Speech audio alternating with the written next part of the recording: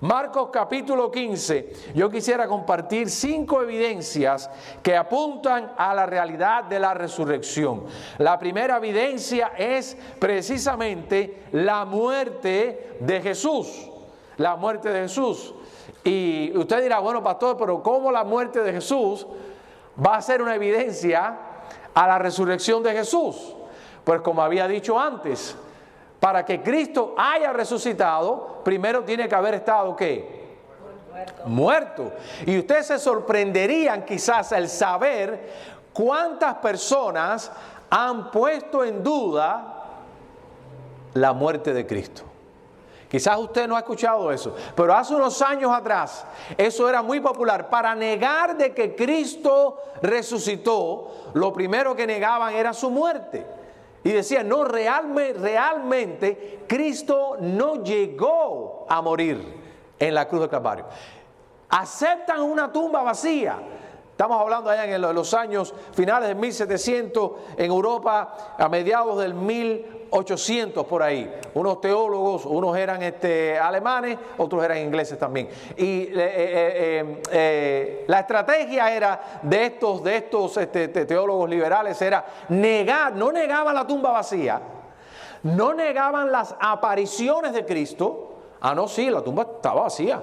Ah, no, sí, Cristo se apareció a sus discípulos después de la crucifixión, pero negaban el hecho de que Cristo había muerto en la cruz.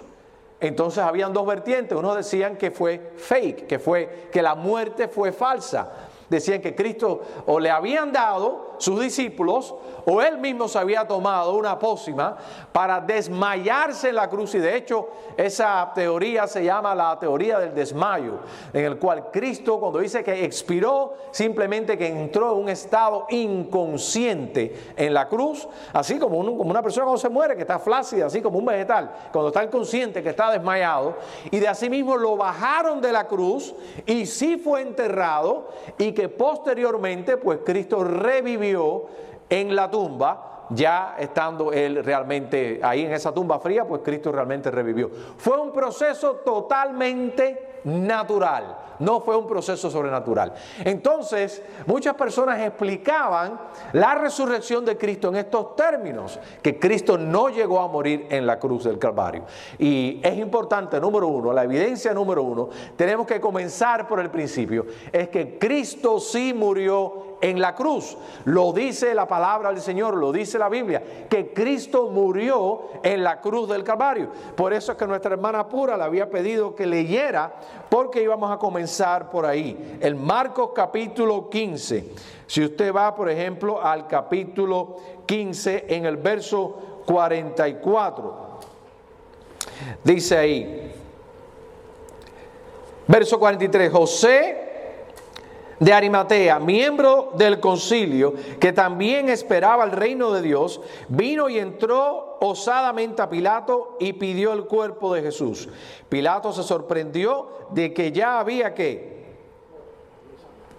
muerto, que ya había muerto. Haciendo venir al centurión, le preguntó ¿qué cosa? Si ya estaba muerto.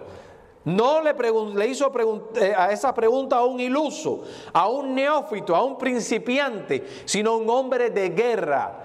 Y una de las cosas que tienen las guerras hoy en día a las guerras antiguamente era que las guerras antiguamente eran unas masacres y tenían un impacto diferente.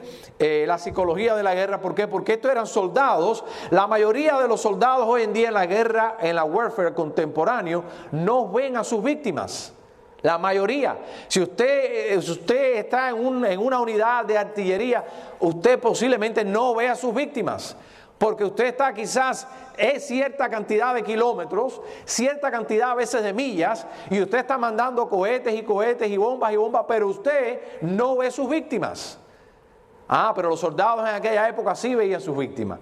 Sí tenían ellos mismos con sus propias manos que desmembrar a la persona. Tenían que decapitar, tenían que mutilar, tenían que traspasar con espada. Y el trauma de una guerra, y eso se estudia en los colegios de aquí en los Estados Unidos, cuando el entrenamiento militar, el trauma de un soldado anteriormente era precisamente ese.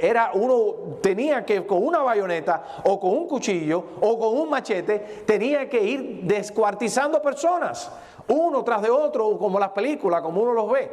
Era una guerra de una carnicería, un campo de batalla. De ahí viene este hombre, este centurión romano, de esa escuela. ¿Sabía él cuando un hombre había muerto o no? ¿Era él una persona competente para decir que cierta persona ha muerto? Aquí en los Estados Unidos, para declarar un muerto, buscan a un personal médico.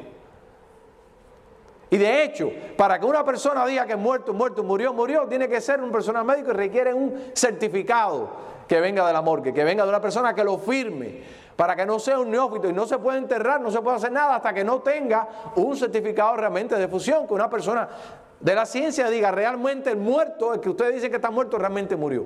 Mientras tanto, no se atreven a declararlo realmente muerto. Pero en el caso de Cristo, mis amados hermanos, Pilato le manda y le pregunta a este hombre que si realmente Jesús murió.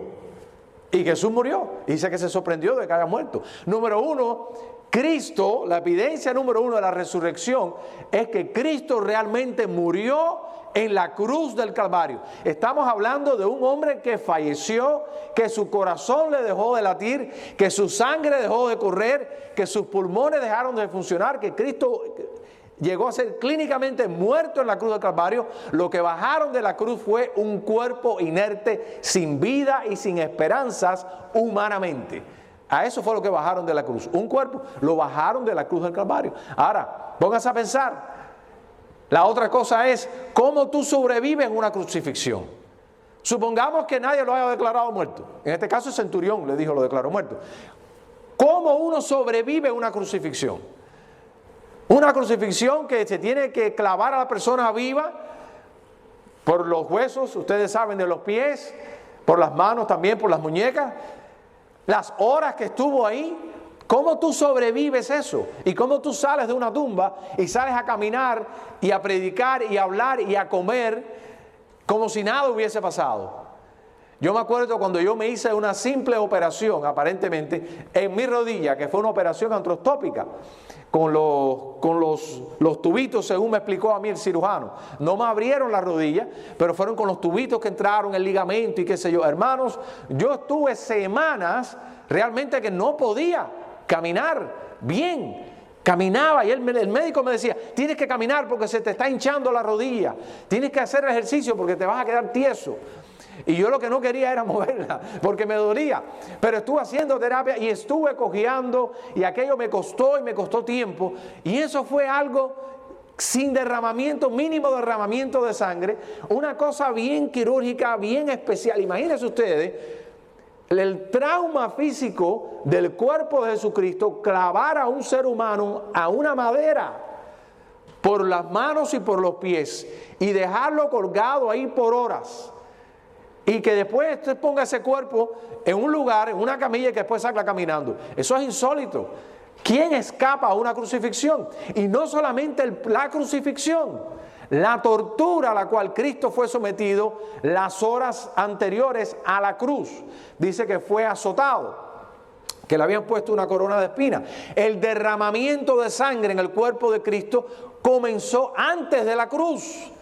Ya empezó a perder líquido, empezó a perder fluidos, ya empezaron las fatigas, ya empezó el tormento. Ya cuando Cristo llega a la cruz era un ser humano deshidratado, era un ser humano maltratado, era, como decíamos en mi país, un guiñapo, ¿no? Era algo que ya realmente, ya eso no tenía. Y algunas personas han dicho que de todas maneras, de no ser crucificado, Cristo no iba a sobrevivir los azotes que le dieron.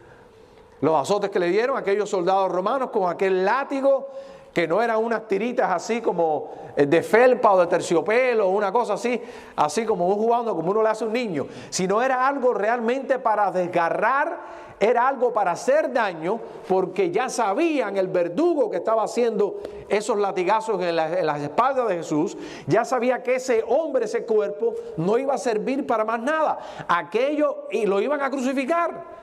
Así que no había por qué enseñarle ningún tipo de compasión y misericordia al cuerpo de Cristo. Y el Cristo que llega a la cruz ya era un Cristo que no podía cargar la cruz. De ahí viene Simón de Cirene, dice que le ayuda a cargar la cruz porque Cristo ya físicamente no tenía fuerza. Sus pies se le doblaban, ya estaba sediento, por eso dice que tiene sed. ¿Se acuerdan? Y le extendieron aquella esponja para que él pudiera continuar ahí en ese calvario, en esa agonía. Mis amados hermanos, no hay manera que una persona realmente pueda sobrevivir a las torturas antes de la cruz y a la experiencia de la crucifixión misma. No hay cuerpo humano, como dice, no hay mal que dure 100 años, ¿no? No hay cuerpo que lo resista. Bueno, no hay cuerpo que resista realmente la tortura de la cruz. Y mis amados hermanos, primero que todo, Cristo murió en la cruz del Calvario. Esa es una declaración bíblica, no es ambigua, es que Él murió en la cruz del Calvario. La historia no termina ahí.